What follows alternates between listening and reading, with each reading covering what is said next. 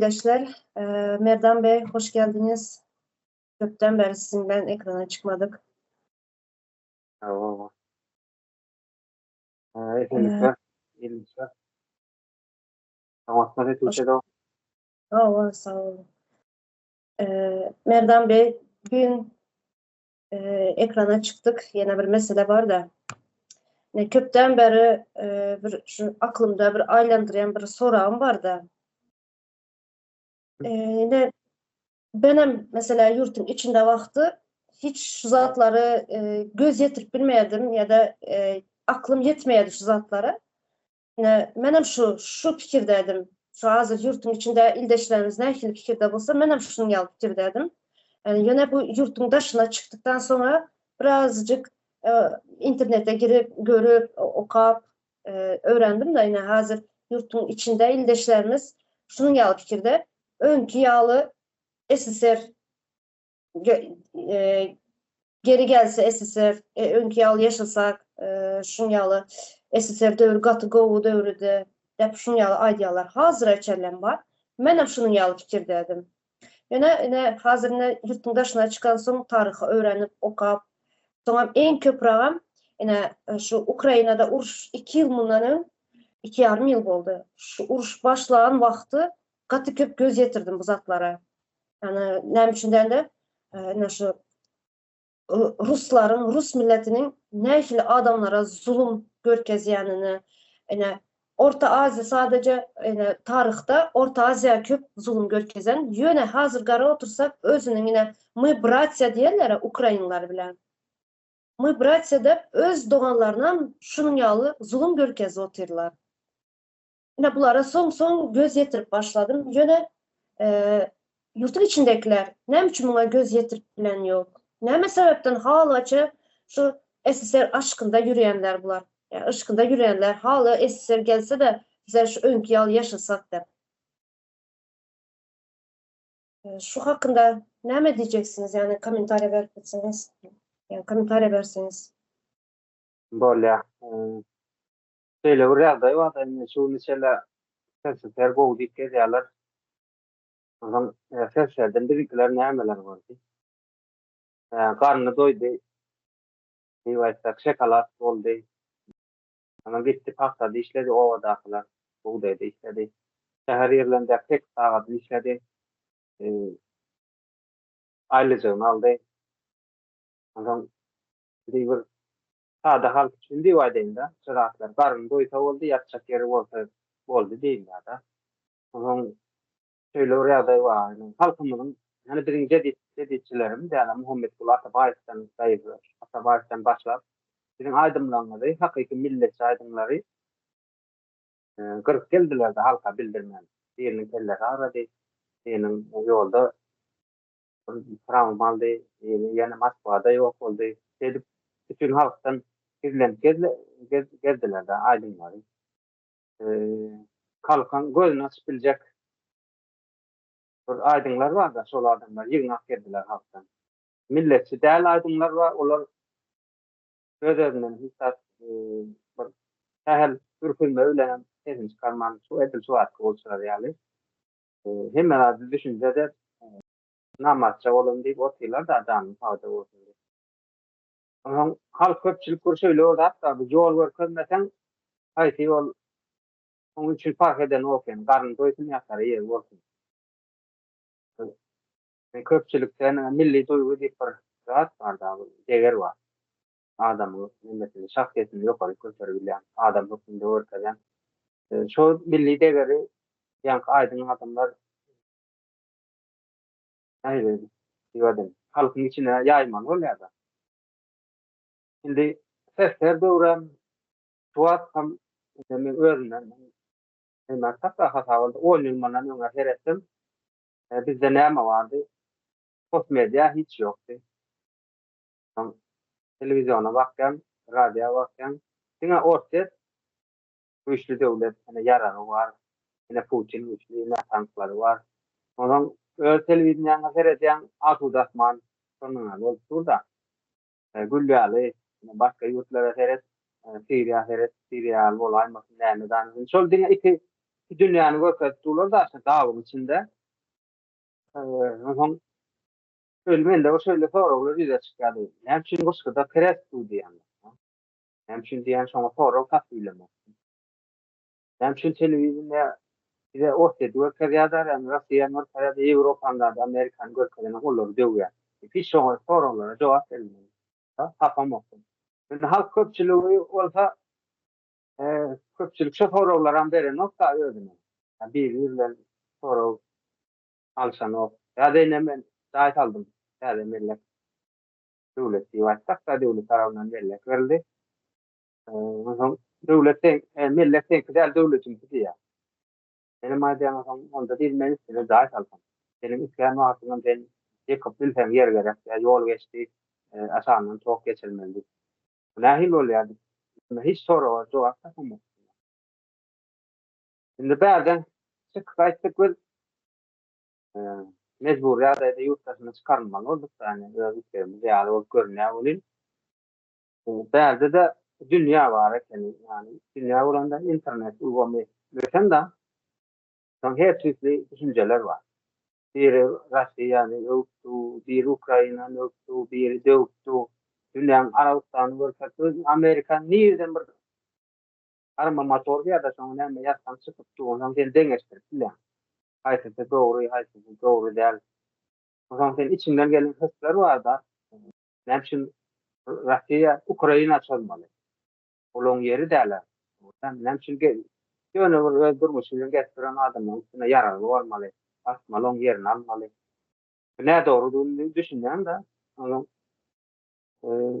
Türkiye çıkanlar var. Yani Rusya'ya çıkanlar var. Rusya'ya çıktı hani kötü mündeviri olmasa aklına elince kumar yok da doğru. Ya, o sadece şovur dünyanın içinde saklak ediyorlar. Hiç gelineme yok. Yani demiştirme yok da. Yani Amerika elbet, Rusya elbet, nime, Avrupa elbet, yani Rusya gülüyorlar. Yani bir yerlerinde büyük anlatılasyonu, sizler güçlü, şovurun hemen aylak buladı. İnformasyon. Yine de şunu tutmastana bakıyorlar. Değerli gelen sonra halk köpçülüğü gözün açça, içinde de ne halk milli duyuyu balonlar, öz yurdum, öz vatanım diyenler, nahil divaden, haksızlık, karşısına, öz adaletini dikeltme için can ediyorlar da.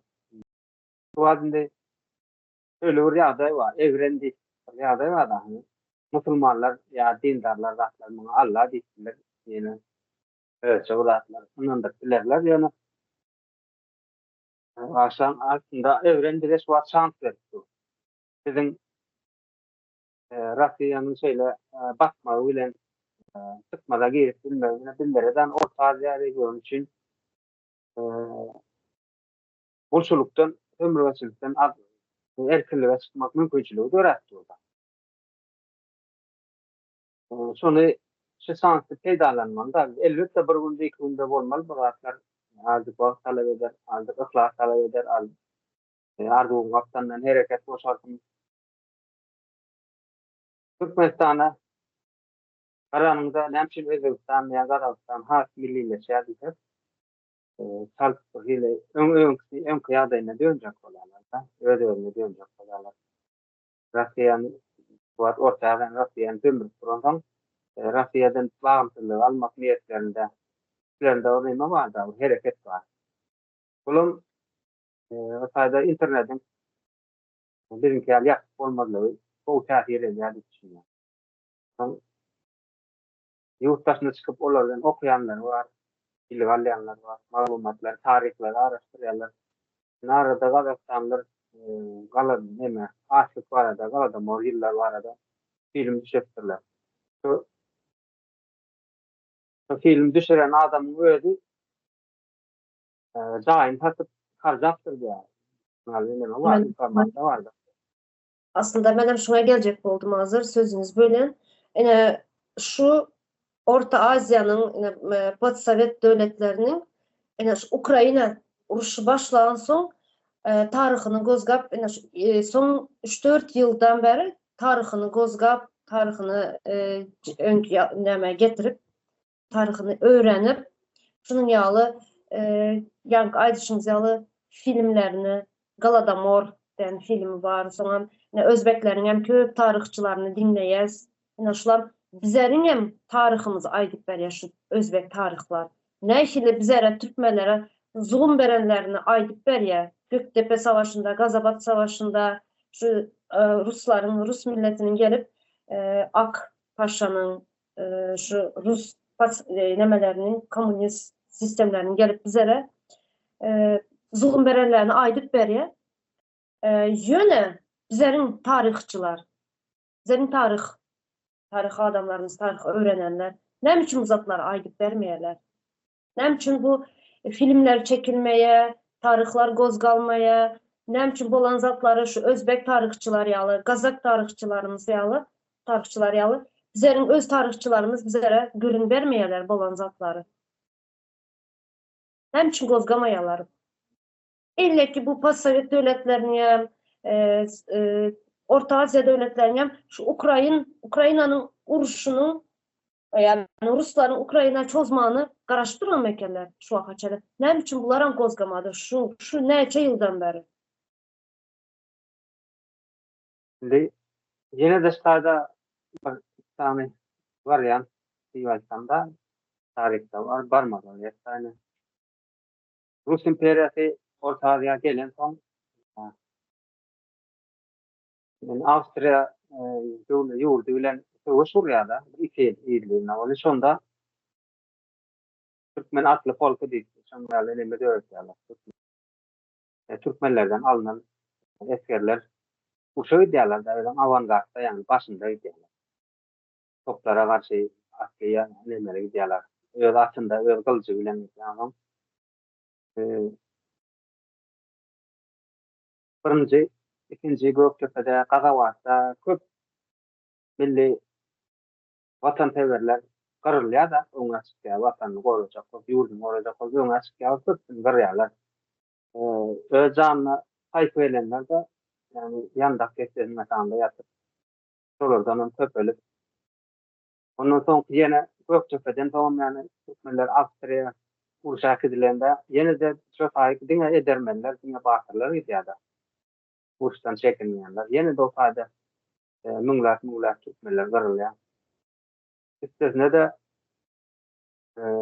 bizde şu wagt gaty Rus aşklygy diýilýär, yani Rus kimleri söýmene, yani propaganda gaty güýçlendirilýär.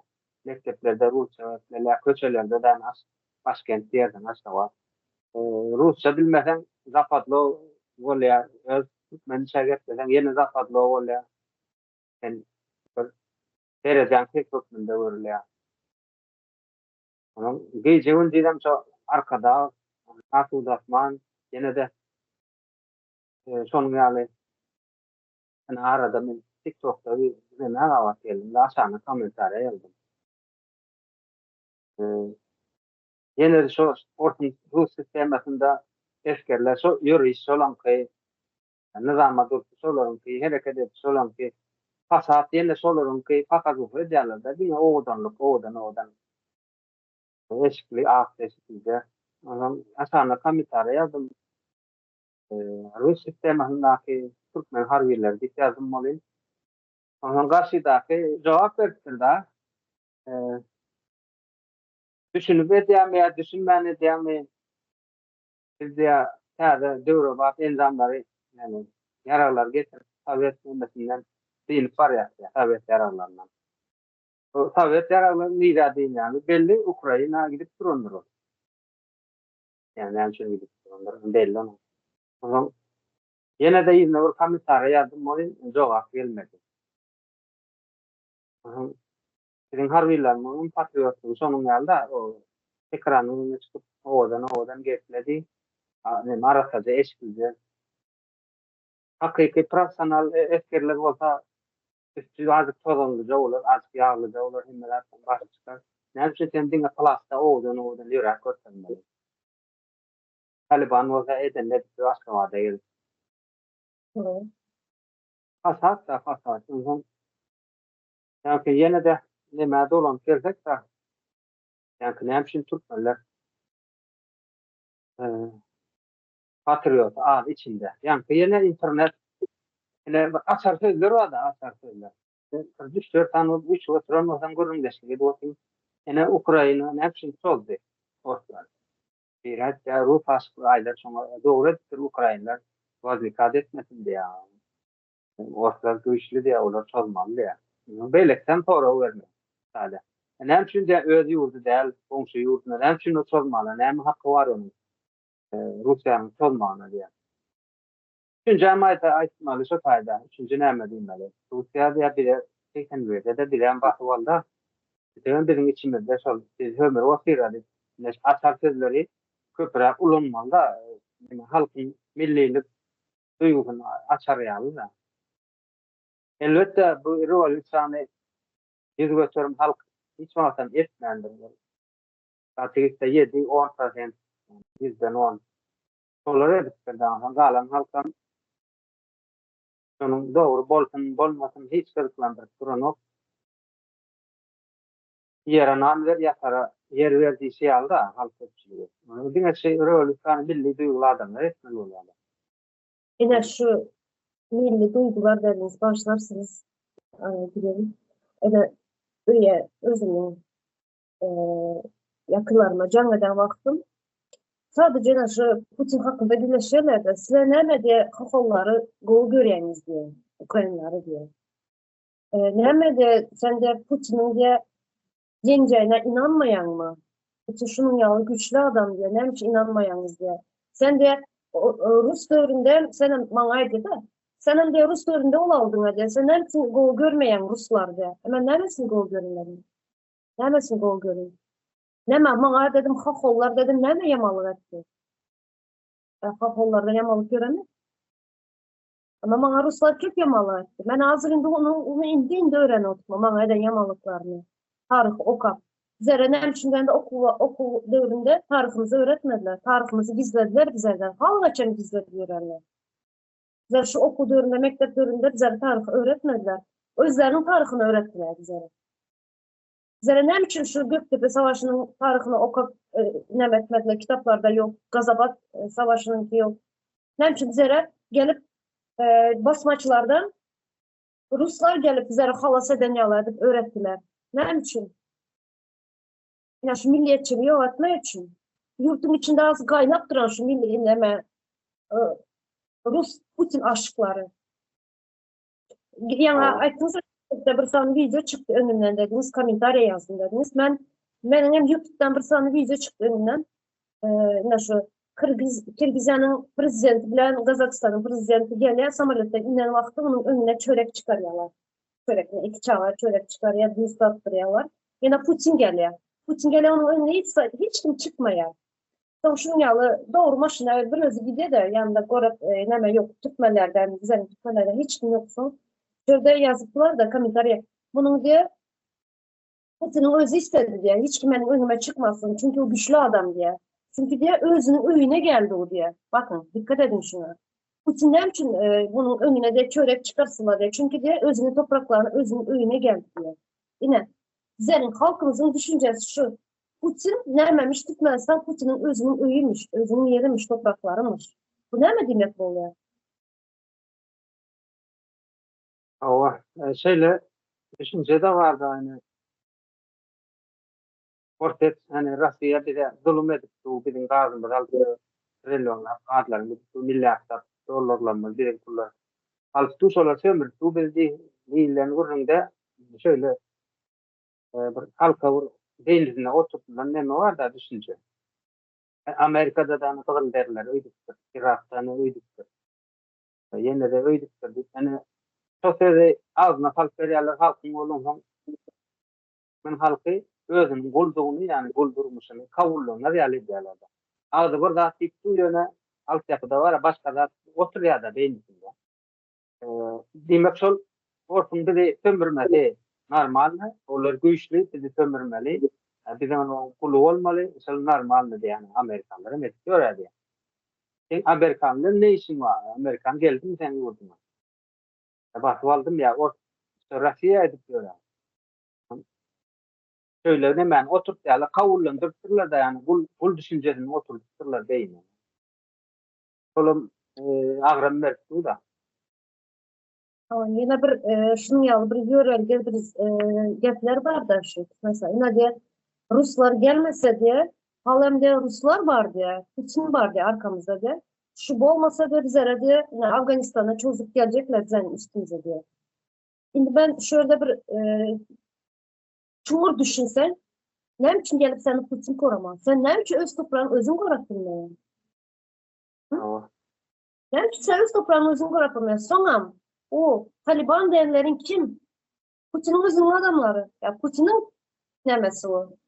Özüne hakkına tutulan yağlı bir nemesi de şu. Seninle şu Taliban'ı dörettiler. Şu yine Türkmenistan'ın Araçay'dan geçer de şunu yazıp seninle döredilen o. Nememiş sonunda Putin goraya de şunu yalı bir propaganda geçirmek için halkın arasında. Sen öz toprağını senin özün korasana. Hani senin eskerin? Sen ne için korabilmeyi öz toprağını? Ne için gelip Putin sen ne için 1000 kilometreden gelip seni Putin koramalı? Ne için? Hani senin merteben, hani senin milliyetin, milliyetçiliğin, hani senin Türkmenliğin nerede? Öz toprağını özün korabilmeyen mi? Öyle Sen propaganda televizyonlarda hem her yerde. Siz devam edin ben gelen ağzı söyledim. şöyle bir düşünce var da katıyki var kadarlar televizyonda televizyon diýýärler. Boşun gör kadarlar bayraktarlar var, tanklar var. Nazi körkaya kaptanda ailesi bile oynik bilen iş etjek bolýarlar da harby işleri. O asasen buytanmaly oňa. Ýönelemimiz güýçli ýaraglanma, täze ýaraglanma we eskerlerimiz beýilen güýçli owadan ýöreşine bir teretdiler. Oňa ýöne Talibandan goranmaly bolanda bolsa näçe sen Putin bilen goranmaly. Yani şol iki düşünjäni bir ara getirip onu çarywa, onu han aýdyp geçen de kritik müşlerine de şol nemletleri mani çykarjak bolmaly da iki tane aýtýan sözüm bilen gawat gelýär. Näme paçokly kara boldy. Aýaň 2 metre ýokary galdyran bilen ýany işi tarana harbylarda ýok zatlar etip söýlemene pakatda. Sonra mani çykarjak. Ha. Nereden beri biz görüyoruz ya harbi gulluklarda ne işledip bizlerin harbilarımızı ne işledip saldatlara hani askerlerimize ne işledip gıynayalar ne işledip bir hormat var buların vatan korağı dep uğradıyalar en azı bu harbiler bu askerler ne işledip zulüm görüyorlar baskı yapıyorlar. Halkın sesinde de çyksa ene 100'den verim ol, 1000'den verim olacak mı? Tahtavanlarla ilmeşinde. Ha. Tamam. Geldi vefat oldu diýýärdi, sowuşup vefat bolmaýar da ölüp geldi yani harama çykardylar da adam. Yani İslam dininde. Bizim musulman makları için yani adam harama çykardy bolan. Harby gullugan sol adamlar pneumonia ýa-da kähilnat ol, nädip beni sol olanlar watan goramaly, nädip terketdi. Nasıl? Bäzem men Hı. näme aýtjak bolan patriotizm nädip ýygnýarlar ýani açak sözlere barmaz ýani nädip oýlaýarlar bu köpek. Arada ene YouTube'da näme gawat geldim men. Sujetda äli bir wagt video çekdiler. Gökdeki galadan näme çekdiler sujet. Bu taýdan ham Berdimurat Han diýdi, ýene Han diýdi. Ana 80 ýylda vefat bolanlar, şehit diýjekler vefat bolanlar ýurt üçin. Şehit ol sen Araplar üçin şehit bolan, we ýurdun üçin şehit bolan. Vefat bolan nemeler bar? Şoňa hanlaryň bir tam nemesini oňartyrylmadan kafirler, odalar goýupdyrlar. Ýapyň üstünde. Ýöne şol ikisi öldüm bolsa taýda ýani şol ikisi vefat boldy. Şol üç tane vefat boldy. Hani galan müňler vefat bolan tek adamlar sayda zorlanıp öldürülen, İran'a kaçırılan senarlarlar. Hani olurun tarih kan dökülde olurun vefat olan yerlerine orada hafta buğda ekti. O zaman kartinka neyme veriyor halka şöyle o düşünce Türkiye'de köpçülük hiç saat vefat olanlar var yani hiç saat köpçülük. Hani bir hancak neyme var Berdimrat Han var yani lider şart bir vaat olmuştur. Şimdi yine de bir han Berdimrat Han gelmeli de ortadan kurtarmalı gerek o da Taliban'dan kurtarmalı. Ha şu düşünce beynine oturup ya da halkın bir hancak ya da ne ziyaret yerler deyip sürat yasan Araplan mastıklarına ziyarete gidip söylemeyi bunu sadece özleri çıkayıp söylemeyi. Hani şu bir adam bir yerden gelmeli sen kurtarmalı. Köpçülük içinde yok, elinde güç yok dikkat yani. Yani Kurtarma, düşüncem. kahraman arıyorlar dediniz aslında çoban arıyorlar. Özüne çoban arıyor. O onun üstüne millet paradlığı koşarlar, tili paradlığı koşarlar. Aşağıda ayrıca Republik ediyorlar. Şey diyorum, evet ya, halk köpçülük birbirini yigren ya da birbirini yigren ya da sırdan döret diyorlar. Olayım ondan halk köpçülüğün ödedilen güymünü kör yurt meselesi bilen kaptanın yani açlık, işsizlik, pulsuzluk olan kaptanın o şöyle galtıyor. Yurdun demesine aladas neden okla yurdun meselesine ayrılan tüyşen nokta halk yurdun meselesine. Biz yine yurtun içindeki adamlara az şunu yolu devam ederse yine sizin benim yurtun içinde vakti şunun yolu tut yadınıza salın. Yani ben aytana hani 2011 yılda firmada işledim oluyor. Şöyle demeli yani tabii Rusların orada vardır. Hemen ben böyle şey. Son limesini finle yaptı. Kurslarını aktagonus kurslarını. Şimdi sol gençte ne yaptı? Yok hareket nemedi. Kur'an'a hani yendi. Ondan kurslar bir yengse olsa olur yigren yani. Şu yurdun içinde tam senin için düdülen ornema var da. Ne diyorum çıkmaz bu kısır dönü diye atar. Ağa. Haparana yani kısır dönü var. Son içinde çık bilmiyorsun da. Ya kâvir sorular yüze çık ya onu da cevap tapamaz. Tamam. O zaman halk şöyle bazı içinde istiyor. Nedeni şu var internetin bolçuluğunda da internet yok. Halkın öğrenecek de olsam öğretmezsen interneti açık koyuyor. Yani öğretmen yurtlarda internetin sihirli 100 megabit bir pasaplım ya da şu var. Senin yönetimde 1 megabit hem yok. 1 megabit. İnternet bir körfez yani İmo uygulamasını internet bir tane adam. Bu TikTok da var. TikTok hemen indoor Wi-Fi olanlar yeneler nadir bulunuyor da. Yani. Erkin nemede ulanışta internet olmasa neme hiç bilgi edin olan nokta. Yine doğru. Zeramazine şu yurtun başına yemeğe başlayamayız. Yurtun başına Zerem bir şunu oka, ya şunu öğren, davaydan yok. Zerem şu internete girip kızıklanıp e, tarihte neyme bulan, hep girdik. Yani,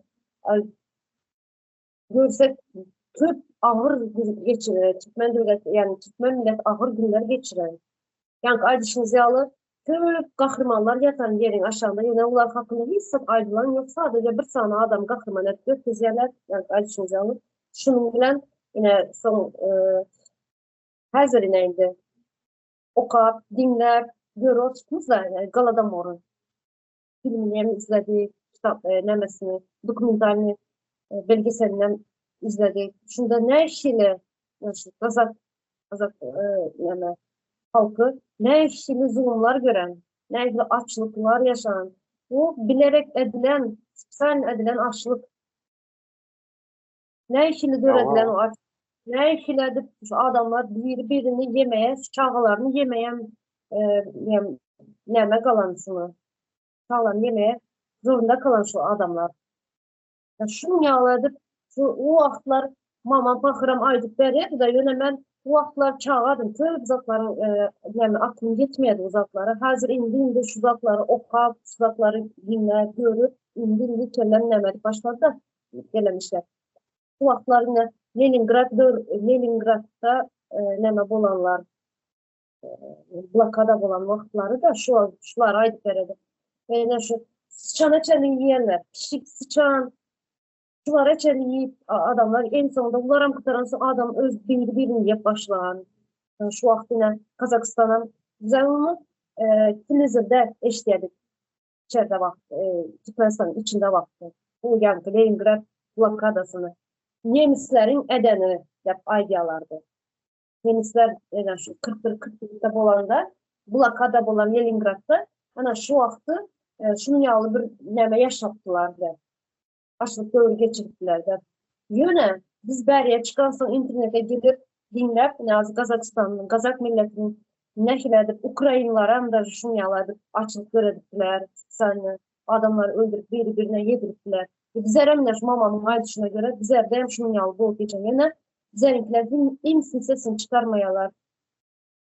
Nehle çuma keseli köpelen mamamın gördüğüne iki tane erkek doğanın bir yatan yerinde öldü diye çuma keseline kızamık keseli, çuma keseli şu vaxtlar, şu dövrlerinde açlık gelenlerine şu şem yakıyorlar, şunun yağından nahar pişir diyorlar. Elimize giymeye zat yok yine bez materyallardan da boynunu kesip şunun yağı nemedik giyedik diye. Yoktu diye, hiç adımız yoktu diye. Küncü mü bir nemeden bunu çıkarıp şundan anladık, çöreğedik diyedik diye. Sızaklar ait bizlerden yaşanan sızaklar. Yine ağızdan ağıza eşittik. Tarihte yazılmayan. Yazılan bu sen görkezler yok. Bizler bilir tarihi bizlerden. Ne için aydık vermeyeler? Ne için Özbekler aydık dur hazır, Kazaklar aydık dur, Kırgızlar aydık dur. Ne için bizlerlikle aydan yok? Mağayla sonra katı kızıkıyor. Nerede bizim tarihçilerimiz? Nerede bu tarihçiler? Ne için çıkıp aytmayanız bu bizim geçmişimizi, bizim tarihimizi? Ne için bize mamamızdan, babamızdan dinleyenlerimiz bizden kalmalı? Yo. Yani geçen yaklaşıklarında yeni şarif ait işte yurt dışına çıktım, bildim, bilgi öğrendim. Hayatı doğru, hayatı doğru değil. Son bilen son yakınlarını yetirmeli. Borçlusun diye adam. Hükümet tarihçilerin kanton geldi. İken ilim bilen malumat bilen halka yaymadık olsun. Yani tarihçiler böyle adamlardan bilmeyen adamların taht tutman var. Hatta yazı örneğinde. Hemen babam Pahir 1926 yılında doğulan şu adın ayet dünyada değil ayrı. Onun solgurun var ya hatta aşık yıllar bizde de olan yani karşısında yani. Türkmenistan'da bolun yani ortadan eme yok da malumat yok. İlk arşivlerde vardır olan için edilen bir elinden edilen bir vardır. Onun yakıcı tanıtırlar varken olum nemeti böceklemeli yani böyle var aslında da. Sonu gün dizim onu toyval kütürler de adam. Singa deri kalktır kellerini razıyım bir anlamaz. Kırlar hücum taslar. Doğmadı hücum. Son babamın ilti var asabiyat razılar. Olum 33. yıl olmalı. Olum kurdum verdi. Dedim orada dedi. Bir tane palokada bir maskala diye kıyın ver kaçtı. Öyle maskala. Palokadin alle yetişen kıyından der kaçtı. Sanın Allah'tan bolun mu? Var, köp yaşanan zatlar var da hazırında köp ayda otursam uzun boyut içecek yetişimiz. Köp ayıp veriyele. Yine benim atamın ata babası neme dediler. Kan pişiren ekerler. Şu dövrlerde. Kan pişirerler. Bir belli bir maşkala neme olan da son şun yalı şu işler etmeye vermeyeler ekerler. Şu yankı çipizler mi, nemeler şu dövrlerde de KGB işlikler mi, mıkıneler mi, hazretine hava bu kazandırmaya iş etmeye vermeyenler şu zatları ya şekerleri zatlar bolsa yaşırıp gömüp şunu yalardıp işine diyorlar ki. Hazırım şunun yağı. Hazırım ne? Benim doğanım kan pişiriyor. Hazırım ne? Gelirler üye barlamak için yani şekerini yaşırıyor, gazını ölçürüyor. Yine şunun yağları da gün görüyor. Her reçelem devam edip geliyor size. Ya şu maşkalanın üstüne gelen şu zatlar. Atamızın, babamızın hüneri yine neçe yıllardan, bir asırlardan köprak oldu. Bize işletmeye vermiyorlar. Pul kazandırmaya vermiyorlar. Maşkalanı şu nem etmeye vermiyorlar. Nem için bizlerin ata babamızın hüneri o. Başka işi bilmeye. Bizlerin maşkala başka işi bilmeye. Sadece şu ata babasının hüneri bilen geliyor. Nem için ettirmeye vermiyorlar. O durumdaş. Devam etsem gidiyor bunun sonu gelen nokta. Ama Halk önce demedim geldi. başta şu SSR dövrüne gelelim birazcık şunlar yine SSR dövründe doğru e, enemiz atamız işleyerdi. Bizlerim okula gidiyordu. Hem de bol malı siyahlıdı. Yöne e, bizlerin geleceğimiz yoktu. Geleceğimiz yoktu. Sadece bizlerim şunun yalı enemiz atamız bilen enemizin atamızın işleyen yalı işlep bir maşkalada doğru aylığın var yiyip içen yöne o durmuş der. Enemiz atamız durmuş yaşamadı. O durmuş der. Bizler ne için Avrupa yalı zeramine pensiyaya çıkarsın, enem atamine pensiyaya çıkarsın, ne için yurt dışına gidip gezip bilmedi. Ne için bizlerine hazır, yani şu bizlere doğru düzgün bir bilim verip bilmediler. Şu bir saniye çizgiler şunun yağlı, şu çizikten çıkmalı dersin. SSR doğru şunun yağladı. Şunun yağladı. Yine o durmuş der. Bizlere o durmuş. Haz 21. asırda.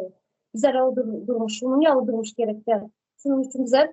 SSR aşkından artık çıktık. Çıkmalı. Yani yurtun içindekilere mi çıkmalı? Yurtun içindekilere yüzlenecek. İldeşlerimize şu yaklaşıklarımızı görüp bilen olsalar. Bu Orusların görkezden Rus kanallarının propagandalarına inanmayın. İnanmam. İnternetinizin açılmasını tribut edin. Açılın nasyonal YouTube'ları görün, tarihinizi öğrenin. Tarihini bilmeyen bir millet yok mu diye. Bizler yok mu diye sazı. Bir neçe sayılar şu bir bilmeyen az neçe yurtun dışına çıkan indeşlerimiz var. Onların hepsi bunun yazıklara ben siyasete koşmanlar, koşulmayan ben siyasete de koşulmayalar. Yine şu bizim zeryalı şu gülleyen indeşlerimiz az. Yine şu az bulan için az bulsayan bizler birazcık bulsam tarihi öğrendik, tarihimizi, geçmişimizi öğrendik.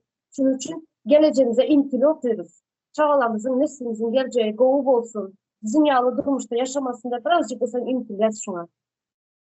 İldeşlerim şuna çağır yani. Tarihimizi öğrenin. Tarihimiz yok olup gitmesin. Çağlamızın, geleceğimizin, neslimiz bir kovuk durmuşta yaşasın diye umut demem. Şunun yağlı olsun da dile ediyorum. Yani dilek değil de bir arzum var şunun yağlı. İldeşlerime. Benim sadece yarın çıkıyor senin o vaktinde ama olup var ya diye. Şöyle yine ben yerinde YouTube'da hemen TikTok'ta da vakit geldim de. Çüllü'de mi karşı veya şu dağın içinde şu Suriye'de çüllü taraflarda Leyli'nin nemesi var. Vladimir içlerinin yarasının şekli var dağın yüzünde, kayanın yüzünde. Gördüm onu. Bunun önemli çek oturan gurur var ya. Şunu diye bizim Türkmenliği gibi dediktir diye. Moskva tuttuğun yani hudorstunu tavsiyelerine gitti ya olin. O geçmeyen son kaharet gelip işte de Leyli'nin nemesini şeklini çektir diye kultura. Yani evet halkın içine yayılatılan gurur zaten. Olardan geflertiren öyle bilüvetsiyem yani bilmeyen bir yerden eşitti mi?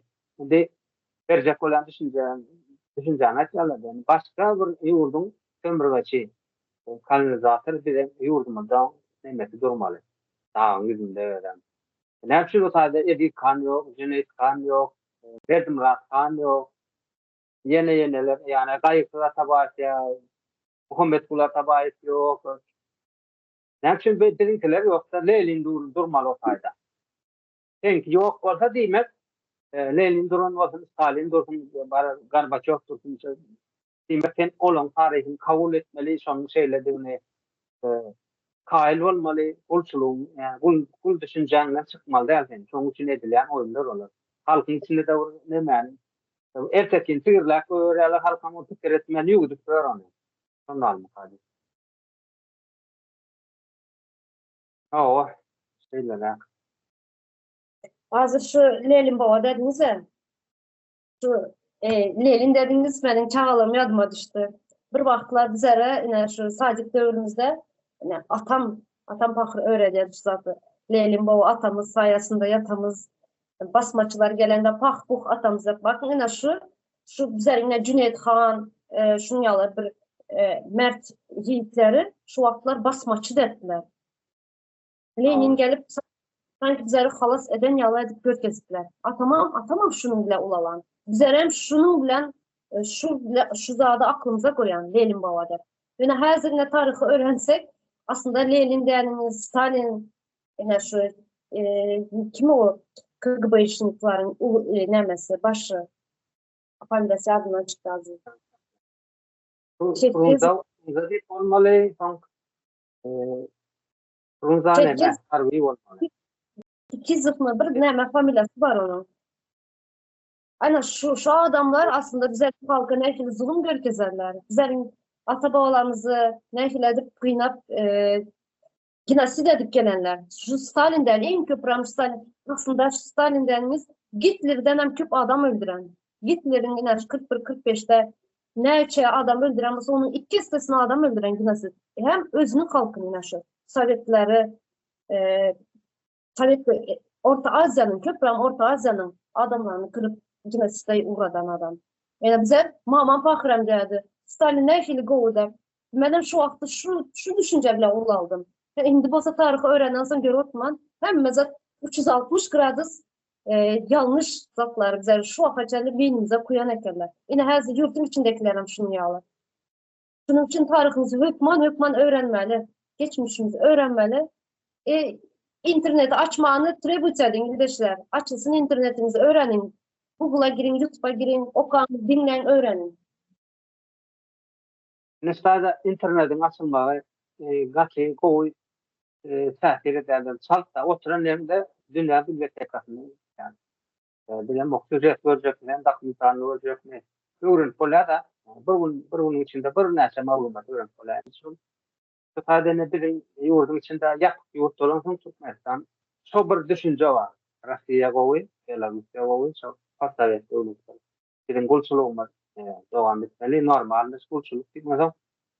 Sen bärdäki adam göz açylan adam içeri bilen gürleşende bir ýerşäýet ýa-da olar üçin ütüş bilgi berýär. Olaryň düşünjesine tep gelýän neme berýär da, maglumat berýär bolýar. Ýok diýär, ol beýle däl desen ki, ýa sen akyl urupdyr diýeni ýa bir soňra saçma sapan laflara diýerler da. Şu internet açylsa, ýurdun içinde açyk bolsa, birini halk birini takip edip başlar. Sen öňe bir berýärmi? Gaptandan yine geçe takip ediyor. Onun yanlış mı doğru mu şaratlarını tekeleşlerler de doğru halk için doğru olan düşünce ortaya çıkıyor da şey. Onun yurdun içine yanlış düşünceler takip edenimizde onları değiştirir zat yok da yani doğru ben doğru aytyan mı şaladım merdan doğru aytyan mı yanlış aytyan mı dik durma ol. Belki doğrudur diye gözlere yer yok malumat aktarayım tarih bilen yok. Belki yanlış olup buranın düşüncesine. Eğer men her bir verse aytyan da yolun içinde de internet açık olsa, ol doğrudan söylem kadip o vaktin ve lalaşmanlar o söylem kadip gözleştirir. Olin doğrudan mümkün betul öyle doğrudur. İstesine belki ol menen hak yoktu çıkacak da yani bilgin hak yok edilecek mümkün bilgin üstüne de koş yoktur. Böyle olsan halk eskili oturuyor da. Yani ya da şeyler bu taraflar kendi. Bir yaşam da internet var ya. Yine şunu ya yine bir zat var da sağ olsunlar. Köp sağ olsun. Azıcık olsa bir kıpırdı bir halkın içinde bir neme var. Uyanış değil, uyanış var. Bizim içinde hazır PSL kanalımız var. Telegram kanalımız, YouTube kanalı var. Yine şuna köp haberler gelip duran, köp videolar, suratlar ilerip duranlar. İmanın üstü bilenme, artık bilmeyen nemenin üstü bilen haber neme yasayan Artık izlemelerimiz var, adamlarımız var. Anaşlar sağ olsunlar. Yurtun içine havar yer oturan ildeşlerime izleyince sağ olsun, çok sağ olsun. Şunun yağlı yine Telegram kanalımız var, YouTube kanalımız var. Havarlarımızı Türkmenistan'ın içinde her adım atanın mesele bu oturan hazır. Her adımın havar, her adımın mesele. Sonun için ildeşler havarlarınızı uğradık durun.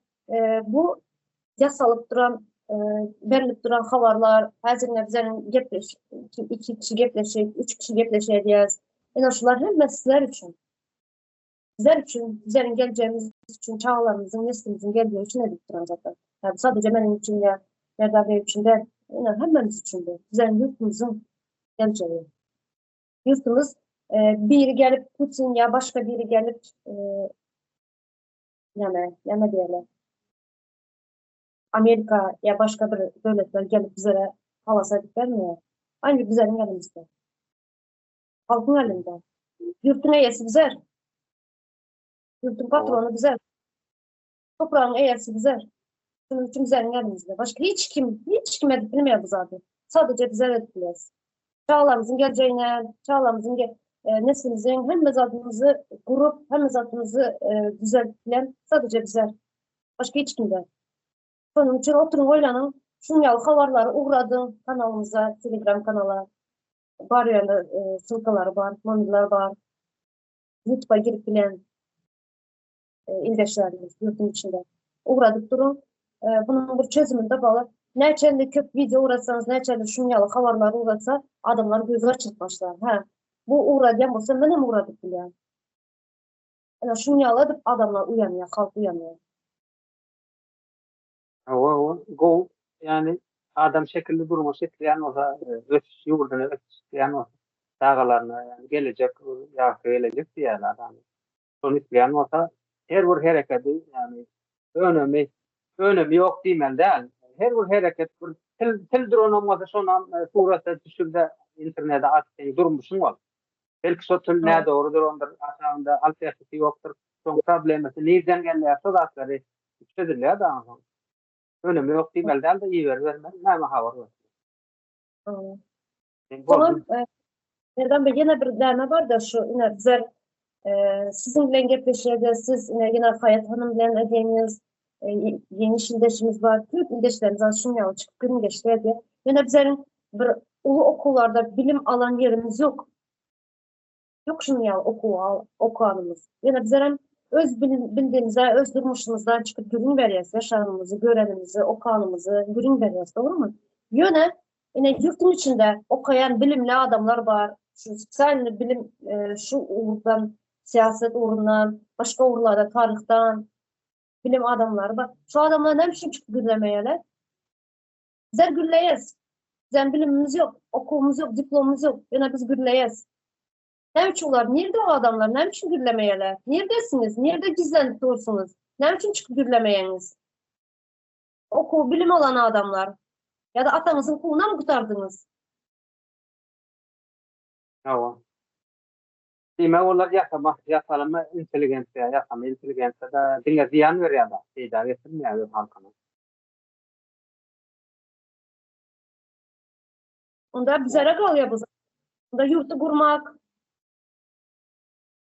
yurtun eyesi olmak, toprağın eyesi olmak bizlere kalıyor. Onun için bize hareket etmeler böyle. Çünkü yurt toprak bize. Kim öz yurt için dan edeceğim olsa, dan çekişeceğim olsa, öz çağalar için, öz için demek solum yurdun eyesi. Uzaktan seyret ortamak, bunu seyredin bu erkek barak ise onu yanlış düşünce de. Ama şunun için ildeşler belinizi berk bağlayın. Toprak yurt bizlerinki. Geleceğimizi düşünsek hareket etmeli. Hareketin vakti geldi. Tamam. Böyle şurada tamamlayalım mı? Var. Bak, ben ne oldu? Çok sağ olun geleniz için. Sağ olun ildeşler size. Oturun oylanın düşünün. Tamam.